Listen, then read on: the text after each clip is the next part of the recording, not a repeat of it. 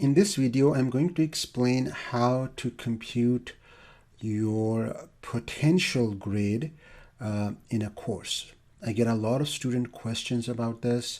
Midway or 3/4 of the way through, students start asking me what grade I'm getting. And it is very hard for me to answer that question because some of the things have not happened, like the final exam or the project. And so I don't want to give them a grade based on just the things that have happened. For example, because project, often students do well in the project, that lifts their grade up. So I don't want to tell them, okay, right now you're getting this.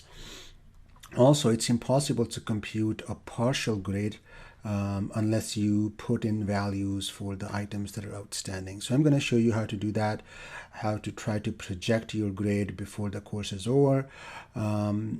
And also, if you know all of the grades are back, let's say you want to just verify your grade, you can compute your grade at the end of the course as well using this method.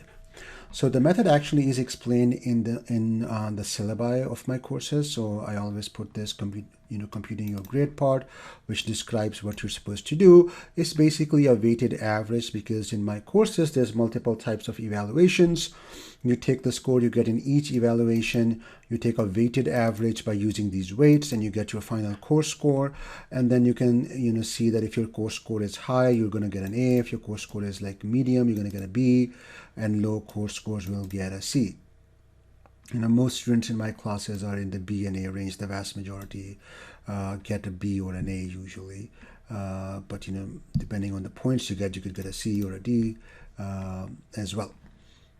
So first step, no matter what course it is, if I am teaching that course, you'll get a table like this in the syllabus, which will give you the various evaluations. They may be different. This is just an example, but you'll have evaluations listed in one column and their weights listed in the other column. So we need to copy this into our Excel, or you can just type it out. It's not a lot of typing. Right, so we got our evaluations here. And then we want to copy the weights right here in the second column. Okay, just to double check that these values are numbers and not text. Yes, so this is 0.25. When I multiply it by 2, I get 50% or 0.5.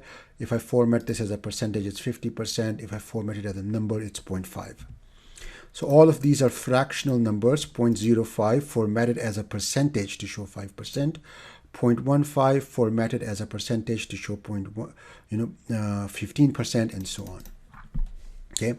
Now, once you have the weights, all you need is your score. Okay, in each category. Okay.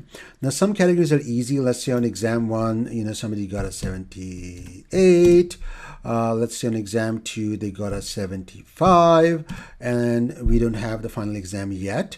And let's say on the project, they expect to get a 95, or they got a 95. Let's say they got 100 on the simulations, and then they have various homework assignments, right? So they may have points on the homework. So homework assignment may be out of 80 points, and they got 75 points. And then there's some total points, right? There's 80 here. Right. Homework 2 might be out of 100 points. Maybe they got 99 here. Homework 3 maybe out of 120 points, and they got 120 out of 120. Because each homework assignment could be different points. And so you just list them all out, right? So I'm just going to copy paste these just to get some example numbers, right? And so for each homework, you have the points obtained. And maybe let's say you are in the course where the last two homework are not completed yet, and they're out of 100 and 110 points. So these you have not done yet. Final exam is not done yet. Project, maybe it's not done, but you expect to get a 95. So maybe this is just, you are predicting what you're getting. Okay. So how do we go about estimating what your grade can be? Well, first of all, we have to impute values which are missing, which you have not done yet. So let's say you expect to work really hard on the last two homework assignments, and you're going to get 100%. So you get 100 out of 100, 110 out of 100. So we forecast these values because we know we're going to work really hard. And then for the final exam, looking back at the two exams, our average score was about 76.5. Maybe we're going to work extra hard on the final, and we're going to say, okay, we're going to up that by about 3%. So we're going to get like a 79 or 80 on the final exam, because we expect to, prepare really well for it. Or maybe even an 85. So, whatever you think you can get after you've seen the two exams, you can forecast that. So the blue numbers are my forecast, and the black numbers are what I already have the grids back for. So what do I put here for the homework score? Well, first we have to find the percentage score for on a a score on a 0 to 100 scale for each assignment. So you just divide these two numbers. So 75 over 80 is 93%. So I can just multiply it by 100 to get the score on 0 to 100 scale. Okay, and then you can drag the formula down, and then so you got a 93, basically, because 75 out of 80 is a 93%, so 93.75 on the first homework. You got a 99 on the second, you got 100% on the third, and so on. And then you can take an average of this column to get your average homework grade. Okay, and that's a 98, so you can plug in 98 here.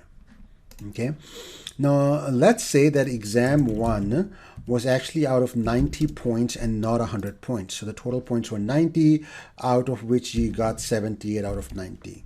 Okay, so again, you're going to convert this to a 0 to 100 scale. So you're going to divide 78 by the total points available. Okay, so you made 86% on exam 1, then just multiply it by 100. So that is 86 on a 0 to 100 scale, 86.666, right? So that is how you would put your points here. Everything in this column has to be on a 0 to 100 scale. And you just divide the points obtained by the total points, multiply by 100, and you get your points on a 0 to 100 scale. Because if the scaling is different, then the weighted average would not work, because something where the scale is higher would get more weight, something where the total points were lower would get less weight. We want the weights to be determined by these values, not by how many points was each activity out of.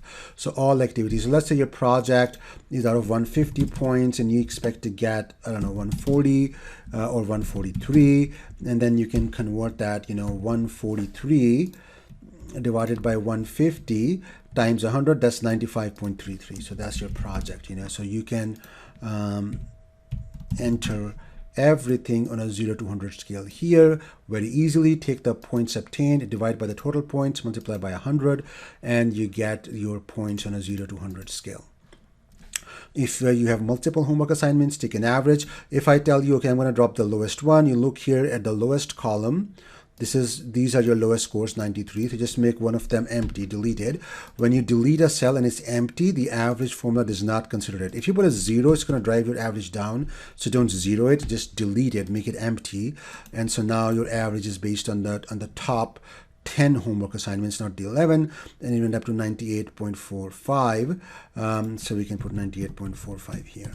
Okay, so now that you have all of the scores, or projected, the blue ones are projected or forecasted scores, and you have the weights, you simply take your course score, your final course score is simply each weight multiplied by the score, and then you add them all up. Then you take the second, weight times the corresponding score, add it up all the way down. So you do this, so you do all of them like that, right?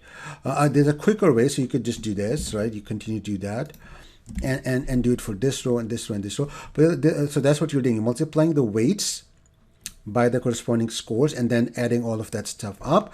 There's a faster way to do it in Excel, so it's called sum product. It's going to multiply the corresponding values in two lists of numbers together and then add up what is obtained after the multiplications. So you select the first list and you select the second list, and it does that weighted average for you, and then you see that you have an 88.23 overall score for the whole course.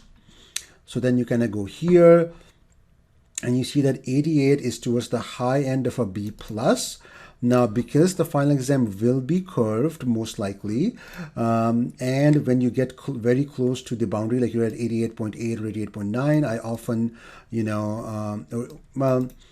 88.85 or something, right? Or 88.91, you may get bumped up as well. So you're very close to an A minus.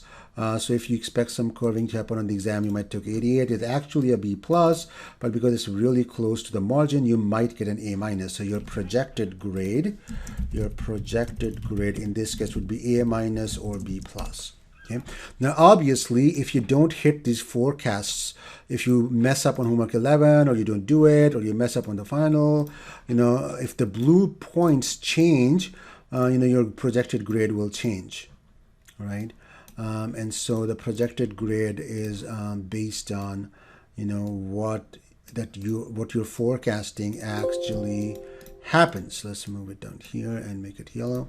Okay, so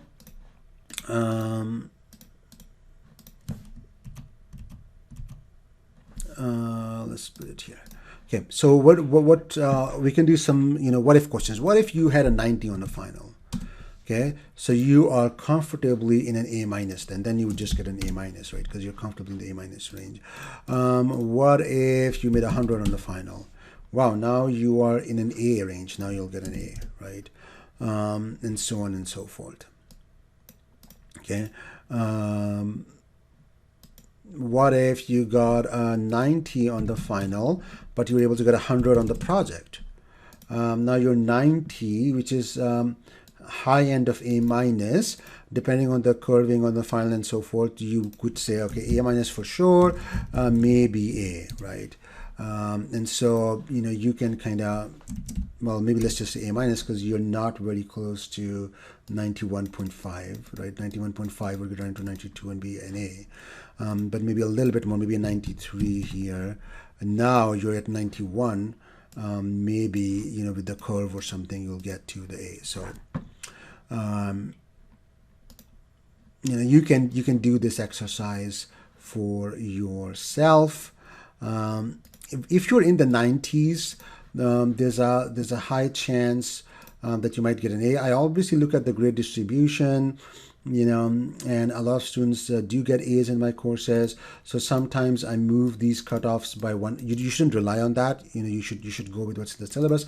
But sometimes I'll move the cutoffs down by 0.9%. So anything above 91 would be like an A, for example. So 90.94, which rounds to 91, may end up being an A. Sometimes I will do that. But you should not rely on that. You should use these cutoffs to get your projected grade. And then if you're near a boundary, you might get a pleasant surprise when you see the grade in the gradebook. But this is how you use the weights to compute your score. Make sure all the score in each area is on a 0 to 100 scale. I showed you how to convert any points to a 0 to 100 scale, and I showed you how to take the weighted average using sum product and project your grade. So hopefully this was helpful. You can do this. You can, for the blue, the scores, the activities that have not happened, you can project your scores. You can project different scores, high, low, whatever you expect to get, and you can then translate that to what grade you should expect.